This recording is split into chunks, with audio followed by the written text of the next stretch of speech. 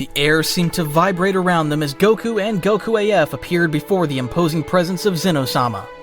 Although the king of everything didn't appear physically threatening, his infinite, unfathomable ki filled the entire place with an aura of solemnity. The gleaming palace stretched on with no visible horizon, and the pure, immaculate atmosphere contrasted with the tension hanging in the air. Goku, you came! And who's that? You have a double? How fun! Goku smiled in his usual friendly way, while Goku AF stood firm, though there was a hint of respect in his gaze. It was his first time facing a deity of such magnitude, and though he had battled gods in his own universe, Zeno-sama's energy was unlike anything he'd experienced before. Zeno-sama, he's another me, from a very distant place. He calls himself Goku AF. Sorry if this causes confusion, but he's truly someone you can trust. Amazing! 2 Gokus! This could be very entertaining. The small absolute ruler floated closer, while Daishinkan also observed Goku AF carefully. The Grand Priest's eyes narrowed for an instant. He could sense a strange ki, unlike any he had felt before. However, for now, he remained silent. Zeno-sama, I am at your service for whatever you need. But before proceeding, what brings you to summon Goku? Zeno-sama was silent for a moment, as if thinking it over. Then he looked at Goku and Goku AF with an expression that was both childlike and brimming with excitement. The truth is, I wanted to call Goku so we could play together. Ever since he left after the Tournament of the Universes, I thought, I need a friend to have fun with. And now I see there are 2 Gokus. Does that mean double the fun? Goku let out a little laugh, trying not to be rude, but his concern for the future kept him from relaxing completely. Zeno-sama, I'm honored you want to play with me. I really appreciate it. But... Goku glanced briefly at Goku AF, recalling Black and the devastation threatening Trunks' future. Right now, we're a bit busy, but I promise that next time we meet, I'll bring you a friend so you can play. Also, I can't really stay to play at the moment. Zeno-sama's eyes went wide. It was unusual for anyone to turn him down, even politely. However, he didn't get angry.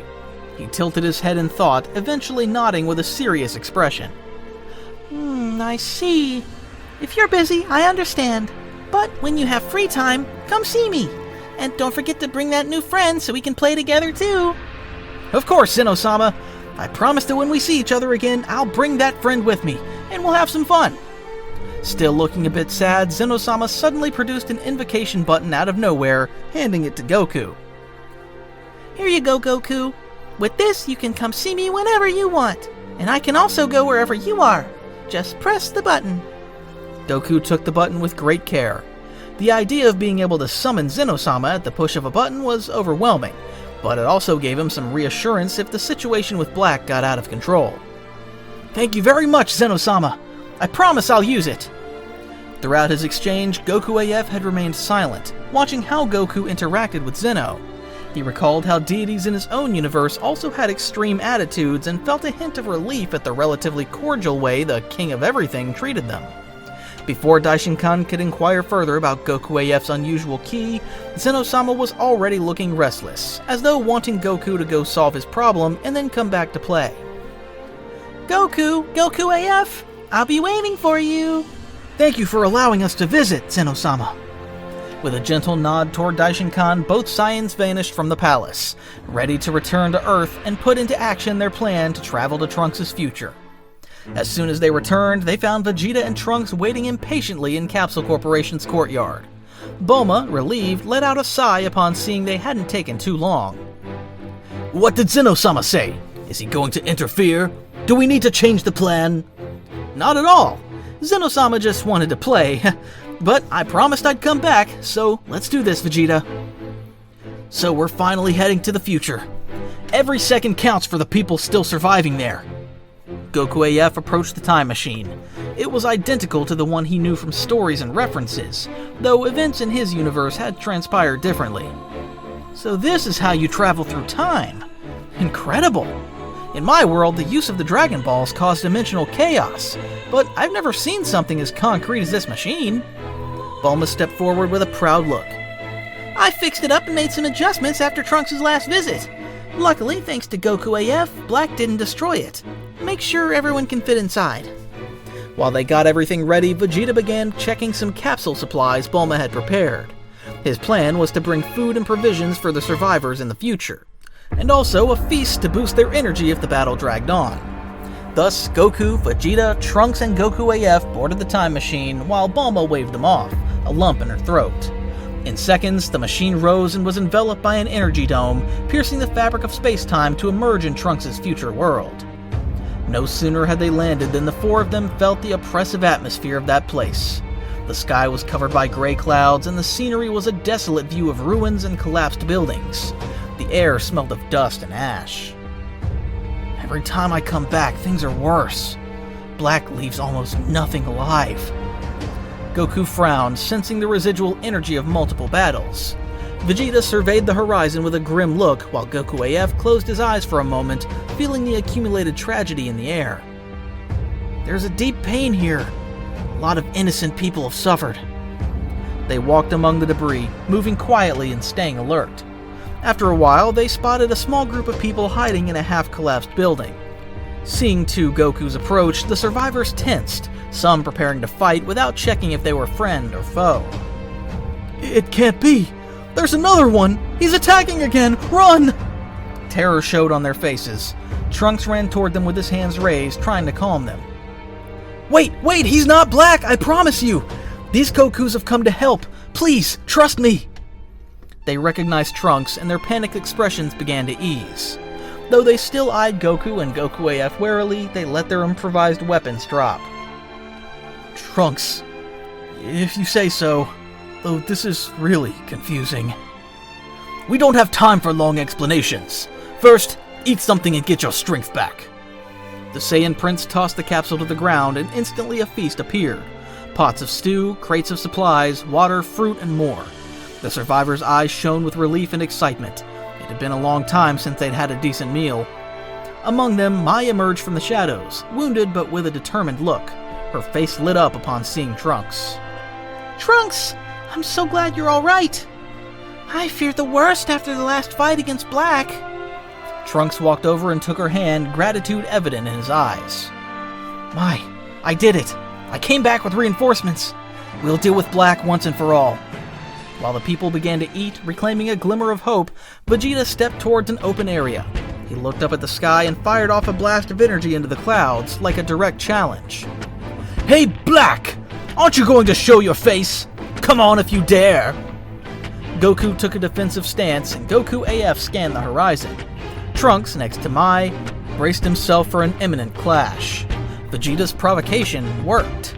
Within seconds, a malignant presence appeared, floating in the distance. Well, I see you've returned, and you've brought more company. His smile faded for an instant upon noticing that the other Goku was also there, physically identical but with a different aura. Who dared to take Goku's body again? Ever since I fought that other Goku, I've been wondering where he came from or how he appeared. Goku exchanged a glance with Goku AF and then with Vegeta. So you're still clinging to that absurd idea of stealing bodies. But I warn you, Black, this time you won't get away with it. The only reason I'm here is to purify this world of humanity. And you, imposter. He glared at Goku AF as if he were some anomaly. I sense a different power, but nothing that impresses me. Vegeta let out a grunt. Enough talk! You'll pay for what you've done to my son's future! Unlike the original story, Goku and Vegeta rushed at Black simultaneously. The speed of their assault kicked up a storm of rubble. Both Saiyans immediately went Super Saiyan Blue, their intense blue aura shining in the midst of the wreckage. So you're stronger this time, but this body of mine continues to evolve. The battlefield rumbled with each impact. Goku and Vegeta coordinated their moves to pressure Black from different angles. However, just as they had sensed before, Black grew stronger with every blow, adapting to their techniques and absorbing their combat experience. Goku AF looked on, not intervening yet. I can feel how his energy increases unnaturally. Does he really feed off the pain and damage he receives? Amid the exchange of blows with Goku and Vegeta, the dark figure of Black suddenly boosted his ki to a brutal level. A dazzling pink aura burst forth around him. Behold, The power of the true Divine Saiyan! Super Saiyan Rose! Goku and Vegeta felt their senses reel. Black's movements became even more fluid and devastating. With just a few strikes powered by that pink energy, he left Goku and Vegeta severely wounded on the ground, barely able to resist. It's incredible! His power grew too much! Damn him! Black stood on a raised chunk of debris, gazing haughtily. He then set his sights on Goku AF, who stood frowning. What are you doing just standing there? Do you expect a miracle? It's your turn to fight, unless you plan to run away like a coward. Anger flared within Goku AF as he saw his friends nearly defeated. Unlike Goku and Vegeta, he felt no need to test his strength against Black. His rage stemmed from witnessing such cruelty. I'm not gonna forgive you for hurting my friends like this! He stepped forward, the ground cracking beneath his feet. From where Goku and Vegeta lay, their blurred vision could sense it, the tremendous buildup of ki in Goku AF. I'll show you something beyond Super Saiyan 4! Super Saiyan 5! A thunderous roar shook the air as the Saiyan began his transformation. His hair grew even longer than in the fourth form and took on a bright silver tone, while the reddish fur on his arms and torso now blended with grayish hues. The brilliance of his aura was so intense it formed a ring of energy radiating outwards in all directions. That power is overwhelming! I had no idea such a transformation existed! Black, from his vantage point, revealed a flicker of impatience at Goku AF's explosive power. You think that'll change anything? I'll crush you just like the others! At that moment, a new presence stirred in the air. With a gust of wind, Zamasu appeared, hovering behind Black. His gaze landed first on Goku AF, surprised by that overflowing power, then on Goku and Vegeta, who lay wounded. Black, how did you let them get this far? Black let out a short laugh. It's not that I let them. Another version of Goku showed up unexpectedly. But it doesn't matter. We'll exterminate them all anyway, Zamasu. Zamasu scowled at Goku AF's ki, recognizing it far surpassed Goku and Vegeta's at that moment.